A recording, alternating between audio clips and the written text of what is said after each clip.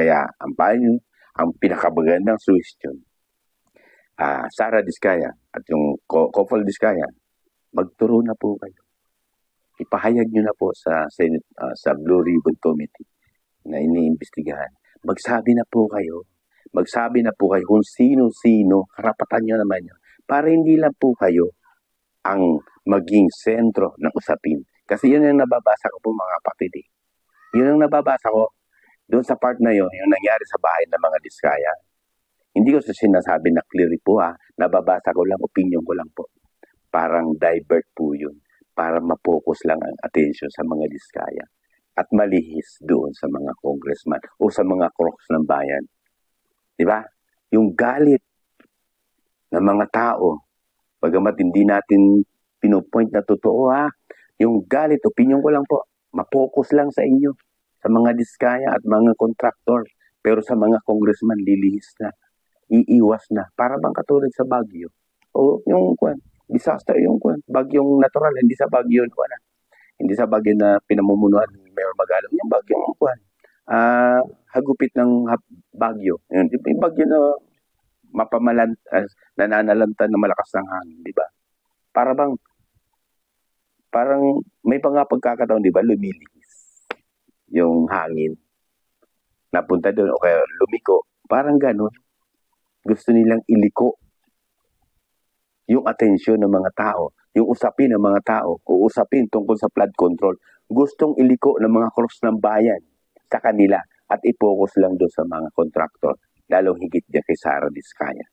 Siyempre, may din sila. Bagamat ako nakikisimpatiya doon sa part na yun na talagang kailangan may managot. Managot kayo kasi nakita naman natin 40, di ba? Dami sasakyan yan. O kailan lang naman kayo, di ba? O ganong katindi. Ibig sabihin, may nangyayari hindi maganda. Di ba? Talagang mayroon tinatawag na corruption tungkol dito. Bagamat hindi natin sinasabi yung mga bagay na yan na bilhin nila kung sa tamang pamamaraan, walang ganyan. Pero sa dami ng sasakyan na yun, kung tama yung pagproseso at pagbili noon, wala problema doon, di ba? Pero tayo, hindi naman tayo pinanganak kung kailan lang. Alam naman natin yung mga ganong part, di ba? Na talagang mayroong mali. Pero saan nagmula ito? Di ba? Kaya nga payo ko, ang ating suggestion, magsalita na po kayo. Magturo po kayo kung sino-sino. Kahit pumasok pa yan sa sekretary, kung talagang siya, di ba? Walang problema.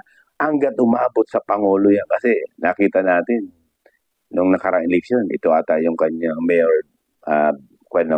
Bagong Pilipinas, di ba? Pero hindi natin sinasabi na gano'n. Pero lagi natin tatandaan, mga kapatid, sino ang Pangulo? Sino ang sekretary ng DPWH nung mangyari yung mga bagay na yan? Dapat hindi sila maging, di ba, malihis. Bahagi sila. Sila ang may accountability, sila ang namumuno, sila ang dapat managot dyan. O sino-sino mga engineers dyan, mga district engineers dyan, ang dapat managot. Sino-sino ang talagang, bakit kailangan lagi silang kumukupo ng mga proyekto? Ba't kaagad nilang nalalaman na may gagawin ganito? Pag natapos na yung budget, di ba? O may mga nakalaan doon kung ano-anong gagawin ko. Tapos, ipabahagi na sa bawat distrito. Pangalanan nyo na po. Pangalanan nyo na po para hindi po kayo doon sa nakasentro sa focus lang na sa inyo. At ito, lilitaw po ito. Kapag ito ginawa nyo, lilitaw at lilitaw yung mga crooks ng bayan. Bagamat meron po kayo ng kaunting tinatawag na accountability dyan, pero hindi po kayo magiging subject. Parang hindi kayo pinaka-main ang tawagin sa usapin kung magkaroon man ng tinatawag na kaso sa inyo. Bakit? Kung sino ang pinagmulan, siyempre siya ang higit na may mga pananagutan. Siyempre, binigay mo lang naman sa akin yan. Dahil sa ganito, ilang porsyento ba binigay mo? Diba? Base kay Senador Jingo Estrada, hanggang 40% ang ibinibigay nyo para makupo mo lang yung tinatawag na proyekto. O di ba't hindi ka pa magsalita? Magturo ka na para sa kapayapaan ng kaisipan mo, kapayapaan ng pamilya mo. Diba? O bagamat may mga kaso ka, pero hindi ito magiging mabigat. Sa tingin ko lang, kasi ang unang-unang mangyari dyan, kung sino, saan nagmula, kung sino ang pinakamas, di ba? Ganun po yun.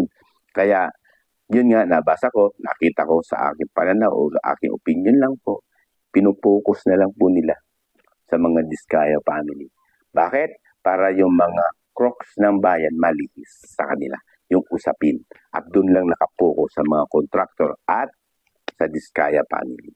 Siyempre, bilang tao, bagamat may pananagutan kayo, siyempre, wag lang naman kayo. Dapat ito mangyari. Lahat, kung sino nagkamali, idamay nyo na po. Magsalita na po kayo. Mag-penpon na kayo pa. Mag-drop them na po kayo. Protektado naman kayo ng batas. Pwede kayong maging tinatawag na, di ba? Eyewitness or ano pa mang bagay na yan na pwede ka makapaloob ng, di ba? Nabigyan ka ng proteksyon sa iyong pagsasalita. Di ba? Ganun yun. Pero, darating ang oras, may pananagutan pa rin ang bawat ganyang sitwasyon. Pero ang matindi doon, hindi ganun kabigat. Ang magiging mabigat na kaso dyan, yung pinagmulan. Sino ang nagbigay sa'yo? Sino yung mga ganyan na naglabi sa'yo para gawin to? Diba? Ganun lang mga kapatid. Ang akin lang, yun lang. Napapansin ko parang mauulit lang yung Napoles. 2.0 po ito kay Sara Diskaya. Sana wag mangyari. Ang hiling ko lang, sana magsalita ka para wag nang maulit yung pagnanakaw na to. At isa pa, akin pong ipinupunto rito, sana wag niyong ubusin yung pasensya ng mga Pilipino. Dahil kapag naubos po yung pasensya ng mga Pilipino, sa tindi ng korupsyon sa gobyernong ito, sa tindi ng mga pagnanakaw sa kaban ng bayan, na halos, yan, mangungutang na naman. Lalaki na po rin uli ang utang natin na tayo magbabayad, hindi pa pinapanganak, may utang na. Kapag naubos po yung pasensya ng sambayan ng Pilipino, hindi ko hinahangad at ayaw ko rin mangyari dahil tayo malulugmok lang sa kahirapan o tindihin, tatagal ang pagbangon, baka matulad po kayo sa mga opisyalis ng Indonesia government na sinunog yung parliament nila, sinunog yung bahay ng mga korap. Yung bang gusto nyo? Dumating yung punto na yon na hindi na kayang pigilan ng sambayan ng Pilipino ang kanilang galit sa mga namumuno sa atin na mga korap. Pilipino tayo, magtulungan tayo, pero dangan nga lang, mga ganit sa panunungkulan, ganit sa pera, ito, naglabas pa ang ating tampaloslos na nilalabanan daw niya yung mga korupsyon. Hello? Korupsyon? Tingin-tingin sa tabi, mga katabi, at manalamin nang makita yung bawat sinasabi mo. Kung sino ang lalabanan mo. Baka naman dumating ang punto na yung sarili mo pala ang nilalabanan mo. Kami po'y nagtatanong lang. At God bless sa lahat. Nawa. Maraming salamat at napahaba po. Pasensya na po. Ingat po tayong lahat. Yun po, inulit ko. Sana wag dumating ang oras at panahon na maubos na ang pasensya ng sambayan ng Pilipino at dumating yung punto na pati mga ari-arian ay mapinsala. Sana wag mangyari po yun.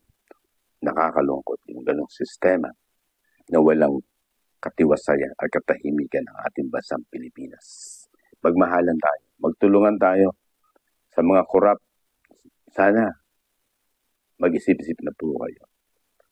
Sa mga korap, sana isipin nyo rin po yung nabiktima ng baha. Ang sarap ng buhay. Diba? Pero yung mga namatay tungkol sa baha, hindi ba kayo binabagabag ng konsensya nyo? Bagay. Yung mga walang konsensya kasi walang ganun eh. Hindi nila alam yon. Basta ang alam nila, lumalangoy sila sa karangyaan. Lumalangoy sila sa dami ng salapi. Na kung titingnan mo maputi, dating milyon lang ang asset, ngayon bilyon na. Hayag naman po sa inyo yan. Yung mga bagay na yan, na kung dati ganun lang ang kanilang asset, ngayon bilyonaryo. Kaya mag-isip-isip po kayo. Huwag niyong hintayin ang galit ng sambayan ng Pilipino na maubos at pati ari-arian nyo ay mapinsala at maging daan upang malugmok ang ating bayan. Hindi ko po inaangkin. po sana sa mga korap. Tama na po. Tama na po. Kung yumaman naman po kayo, sana. Magpasalamat na lang po kayo. Kung kayo may pananagot at may konsensya, bahala po kayo. Pero sana, hiling ko lang, tama na po. Tama na po ang pagnanakaw sa ating bayan. Kawawa po ang ating mga henerasyon. Mula sa ating mga anak hanggang sa ating mga apo. Kawawa po. Hindi pa pinalalaba, hindi pa ipinanganganak pero may utang. Ito, mangungutang na naman. Pero, saan pupunta ang pangungutang na yan? Para kurakutan lang. Nakakalungkot. Hindi na makausad-usad, nalagpasan na tayo ng mga kalapit bansa natin.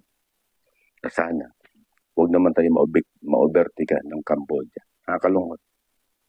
Nakakalungkot sa ating mga namumuno. Walang inisip kundi ang kanilang sariling interes.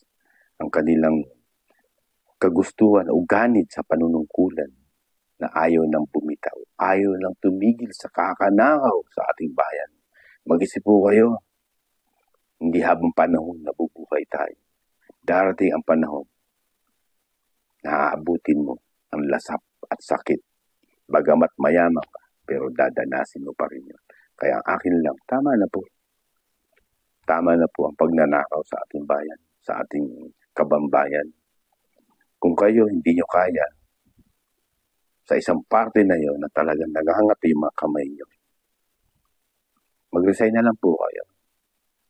Tigil nyo na po yung pagnanakaw. Mayaman na po kayo. Hindi na po magugutom ang mga kaapu-apuhan nyo. Maglingkod naman po kayo ng tama sa sambayan ng Pilipino upang lahat tayo maging masaya sa ating bayan at makita natin ang ating bayang Pilipinas na masigla, maunlad dahil sa pagtutulungan natin. Sa mga korap po, tama na po. Inuulit ko po, tama na po kayo sa pagnanakaw.